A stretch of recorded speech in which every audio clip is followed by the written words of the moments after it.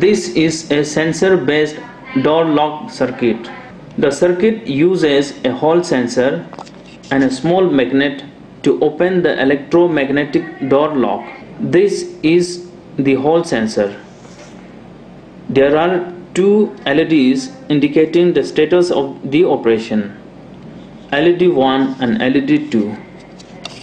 LED 1 is used as standby indicator and LED 2 as ready indicator. Normally when a circuit is switched on, LED 1 indicator is always on.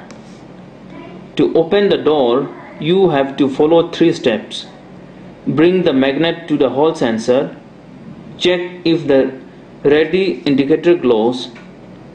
If yes, press the input switches S1 to S4 in right sequence within 10 seconds to open the door. The relay is energized, which means door is opened.